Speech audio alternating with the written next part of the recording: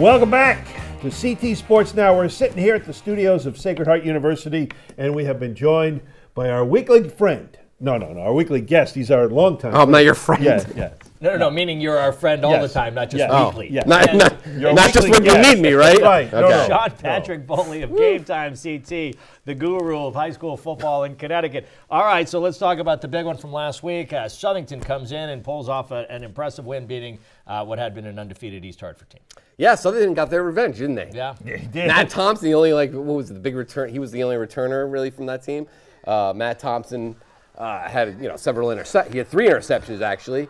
And they were down 21-7 at after the first quarter, and you think that this is going to be another repeat of that. Raekwon Thompson's kind of running all over the place, but Southington was able to turn on the Jets and really took it to. That's their first completion of the game right there, late in the second quarter. Yeah, well, their offense has been doing that all year. It's been taking a little time to get going, but once they do, man, look out. That was really impressive performance. Next thing you know, they're up by 2 scores, and they were able to maintain that throughout the rest of the game. East Hartford got within 1, but there was going to be no repeat this time of an upset.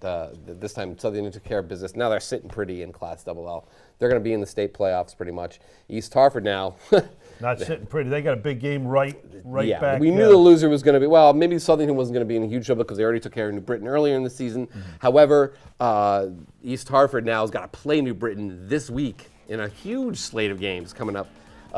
In the next next Friday, actually. Yeah, in just a few days. And so East Hartford game against New Britain, one of those teams will lose and thus have 2 losses. How dangerous will it be for them to maybe miss the playoffs? The losers. They're 8-9 right now. New Britain 8, East Hartford 9. Right. The quick thing about the state playoffs, it's not really about where you're ranked right now. Like, you look at it, we're 8.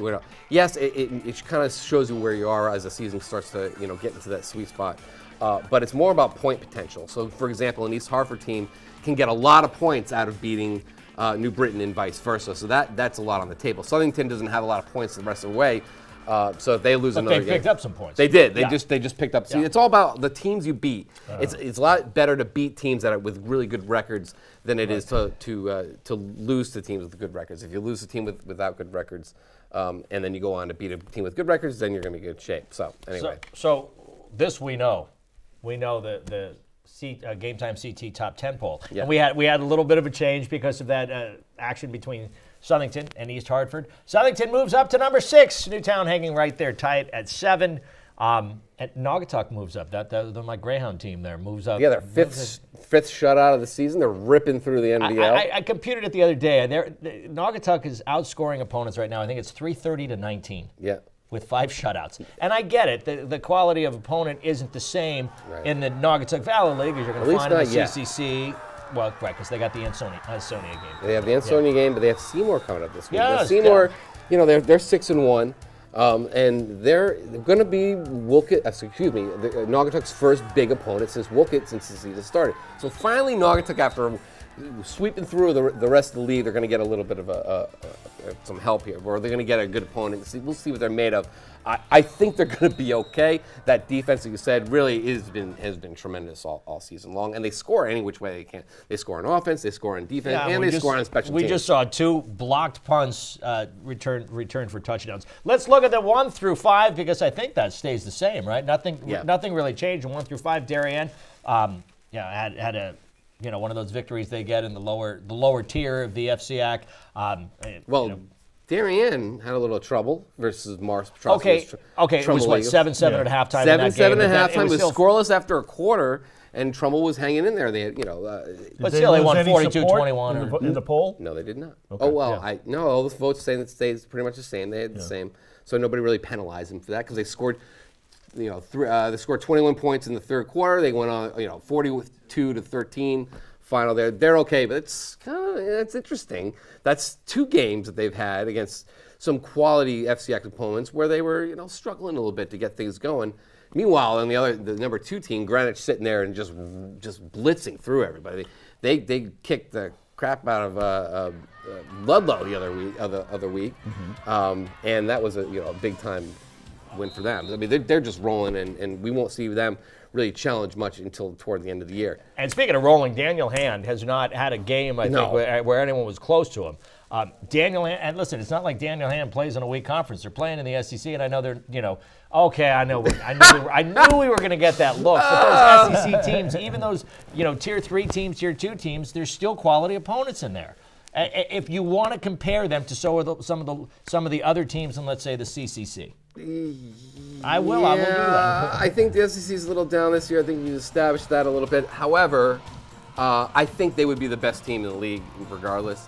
I've seen Shelton, I've seen North Haven, I've seen West Haven. They beat West Haven, beat them up. Yes. I've seen those teams. I think they're the best team in the league. I think that's clear. It's a shame we don't get to see them versus Shelton. Yep. It's a shame we don't get to see them versus North Haven. That's a problem. So we're going to have to see what Hand's made of in the state playoffs. And the way that's kind of shaken out, the only team that might be able to stand up to them might be North Haven. If you look at it, I mean, Windsor just lost again. They lost to Weathersfield the other night. Right. So Hand is kind of just practicing at this point. I know they don't want to hear it. I know the teams that they're coming up, but you look at the schedule, I don't think anyone can face them. They're just so dominant. Phoenix, Billings, and they're all juniors too. They're going to be back next year. Yes, they didn't expect this necessarily this year. They expected it. They expected this. Last year, a lot of these kids played and they starred. I mean, they're starring as sophomores. They had Casagrande. They thought that they were going to be great this year. We all thought they would be. We didn't think maybe they were going to be this great, and maybe the league didn't either. Hopefully, the league changes things up and gives them, some opponents next year might be able to take them down. We got 30 quick seconds. Tell us about Newtown. Are you any more impressed, or were the voters after their victory over Bunnell? We had looked at Bunnell. We said, look, Bunnell hasn't exactly played any teams of Newtown's caliber yet. So this was Bunnell's big moment, and it was just Dan Mason. He kind of showed them what kind of moment, what it was, and 4 touchdown runs. And listen, Newtown has been impressive all year. They got a little disregarded early on, and now they've just been rolling behind Dan Mason, and I'd love to see them in the state playoffs. They should be an interesting team to watch. I think they're going to be there. Yeah. Thank you for coming in. Thank you for spreading your knowledge. It's Sean Patrick Bowley, Game Time CT, every Tuesday. Sean, thank you. Thank you.